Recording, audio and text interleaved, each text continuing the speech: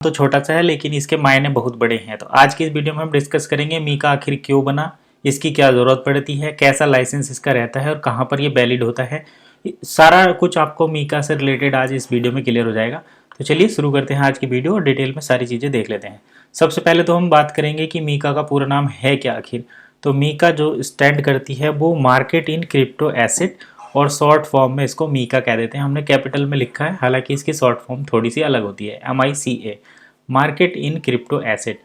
तो जैसे हम अलग अलग मार्केट होती हैं, बात कर लेते हैं स्टॉक मार्केट की, वैसे ही क्रिप्टो मार्केट होता है। तो यहाँ पर कुछ रूल्स रेगुलेशन होते हैं जिसको सेबी कंट्रोल करता है।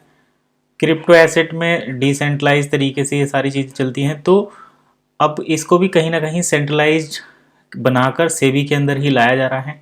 तो वैसे ही अलग अलग कंट्री में, जैसे US में चलता है SEC, security and exchange commission, ऐसे ही यूरोप में भी चलता है। तो यूरोप में ही मीका को लेकर आया गया है।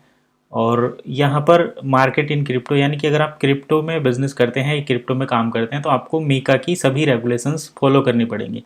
अब चलिए सारी चीज़ें समझ लेते हैं कि आखिर है क्या, क्यों इसकी ज़रूरत पड़ी, क्रिप्टो क्यों बनी थी। पहली बात तो ये कि क्रिप्टो मार्केट किस तरीके से काम करती है, क्या है, सारी चीज़ें हम आज यहाँ पर देखेंगे।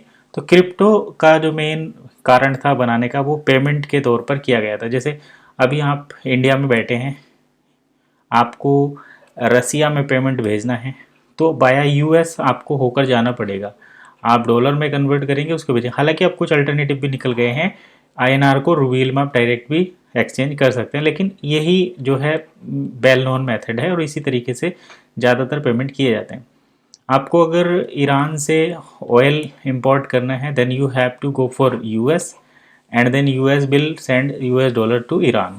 तब जाकर आप वापस यहाँ पर ऑयल का एक्सपोर्ट कर सकते हैं, व्यापार कर सकते हैं। तो ये एक सिस्टम था जिसमें कहीं ना कहीं पेमेंट में अथॉरिटी की परमिशन लेनी पड़ती थी, तो काफ़ी डिले पेमेंट में हो जाता था। तो इस डिले को कंप्लीट करने के लिए एक तकनीक बनाई गई जिसका नाम था क्रिप्टो।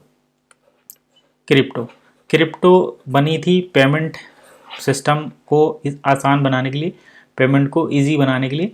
लेकिन जैसे ही कोई सिस्टम बनता है, उसमें से कुछ लूप होल्स निकल जाते हैं और उन लूप होल्स का इस्तेमाल करके लोग उसको गलत तरीके से इस्तेमाल करना शुरू कर देते हैं। तो वैसे ही हुआ क्रिप्टो में। अब देखिए क्रिप्टो काम कैसे करती है, यानी कि आपने पेमेंट के तौर पर ब्लॉकचेन के थ्रू पेमेंट लेना देना तो शुरू कर दिया, लेकिन उसमें लूप होल कैसे बन गए वो समझ लेते हैं। तो ब्लॉकचेन में को समझाने के लिए एक छोटा सा एग्जाम्पल है। जैसे ये एक ब्लॉक है, ये ब्लॉक है, ये ब्लॉक है, ये ब्लॉक है, ये ब्लॉक है, ये ब्लॉक है, ये ब्लॉक है, ऐसे ही इनकी सीरीज बनती चली जाती है और ये बन जाते हैं। सपोज करो यहाँ से आपको 10 या कुछ एसेट भेजना है इधर को। तो इसमें क्या होगा, जैसे अगर बैंक कैसे काम करता है, बैंक में अगर ये एक अकाउंट है A और इसको B को पैसे भेजने हैं, तो यहाँ पर ये बैंक में जाएंगे, जमा करेंगे, यहाँ से इसको दे देंगे। बैंक में अथॉरिटी जो है इसको परमिट कर दिया। लेकिन ब्लॉकचेन डिसेंट्रलाइज तरीके से क्या होता है, यहाँ से मान लो पेमेंट यहाँ पर भेजना है, तो इस पेमेंट को ये दूसरे ब्लॉक जो हैं, दूसरी ब्लॉक नोड जो हैं, ये वेरीफाई करेंगे। सभी की सहमति रहेगी। 51% जिधर को सहमत हो जाएंगे तो ये ट्रांजेक्शन अप्रूव हो जाएगा।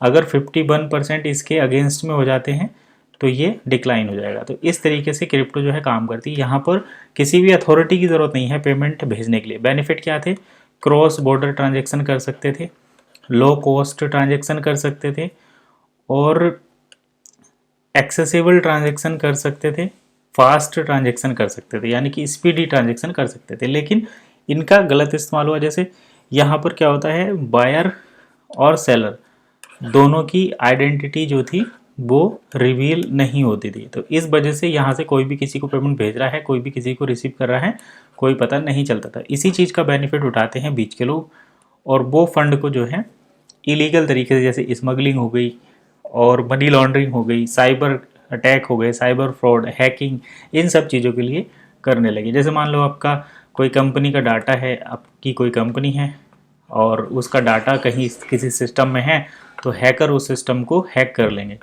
अब उसको मनी के थ्रू ट्रेस करा जा सकता था, लेकिन यहाँ पर क्या हुआ, मनी हो गया बिटकॉइन में, BTC में पेमेंट एक्सेप्ट, तो इधर से इधर को जाना जो है वो कहीं ना कहीं ट्रेस करना इम्पॉसिबल हो गया। तो मनी लॉन्ड्रिंग के केस बढ़े, साइबर फ्रॉड बढ़े, हैकिंग बढ़ी, इससे जो है काफ़ी दिक्कतें हुई।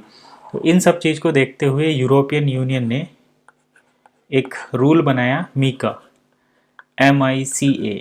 मीका मतलब मार्केट इन क्रिप्टो एसेट, कि अगर आपको क्रिप्टो में लेन देन करना है तो आपको मीका को फॉलो करना पड़ेगा। इंडिया में भी इसका हमें रिजल्ट देखने को मिला, मतलब ये कि जैसे बजीरेक्स है, CoinDCX है या जैप पे है, जितनी भी एक्सचेंज थी सब में आपको KYC करनी पड़ेगी, तभी आप कर सकते हैं। तो यहाँ से इस एक्सचेंज पे आप कहीं दूसरे को पेमेंट भेज रहे हैं तो एक्सचेंज के पास डिटेल है कि ये कौन बंदा है जो पेमेंट भेज रहा है, और यहाँ पर रिसीवर को भी पता है कि कौन है जो यहाँ से रिसीव कर रहा है। तो अभी बाइनेंस हो गया या जो बड़ी एक्सचेंज है सभी पर KYC मैंडेटरी हो गई है। तो ये सब मीका के अंतर्गत ही हुआ है।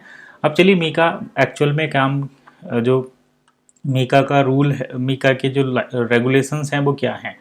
तो मीका के अंदर 2 काम आपको करने पड़ेंगे। अगर मीका के अंदर मतलब कोई भी क्रिप्टो अगर काम करती है तो उसे मीका की पॉलिसी फॉलो करनी पड़ेगी। अब इसमें क्या है, आपको 2 चीज़ें का ध्यान रखना पड़ेगा, KYC एंड KYB।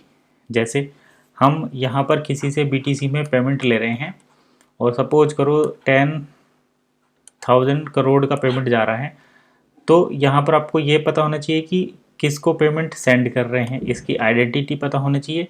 और जो इतना बड़ा पेमेंट कर रहे हैं वो तो बिज़नेस के लिए सेंड कर रहे हैं, तो बिज़नेस की आइडेंटिटी भी यहाँ पर पता होनी चाहिए। तो KYC नो योर कस्टमर, मतलब कौन आपको पेमेंट भेज रहा है या किसको आप पेमेंट भेज रहे हैं, दोनों का KYC वेरिफिकेशन, जिसमें ID और एड्रेस दोनों डॉक्यूमेंट के साथ वेरीफाई होना ज़रूरी है। KYB होता है बिजनेस से रिलेटेड, यानी कि know your business, know your business. इसमें हम क्या करते हैं, बिजनेस के documents, business documents, business ID और बिजनेस का एड्रेस प्रूफ, ये चीज़ें जो हैं दी जाती हैं। जैसे बिजली का बिल हो गया, कंपनी का पैन कार्ड हो गया, आप कंपनी का GST नंबर। तो बिजनेस से रिलेटेड जितने डॉक्यूमेंट्स हैं उनके साथ आपको बिजनेस वेरीफाई करना पड़ता है, तब जाके आप जो है अगर ये सारी चीज़ें फॉलो करते हैं तो आप मीका पॉलिसी के अंदर यूरोपियन यूनियन में अपना जो है ये क्रिप्टो में लेन देन या क्रिप्टो में बिजनेस कर सकते हैं। जो अभी ये नया रूल आया है मीका का कि जो भी क्रिप्टो कंपनियां हैं अगर वो मीका की पॉलिसी को फॉलो करेंगी then they will allow to operate, otherwise उनको जो है बंद कर दिया जाएगा। तो यही था सारा सिस्टम मीका से रिलेटेड। आई होप काफ़ी कुछ समझ में आया होगा। कुछ डाउट है तो कमेंट कर सकते हैं। फिलहाल अगर पहली बार आए हैं तो सब्सक्राइब करें,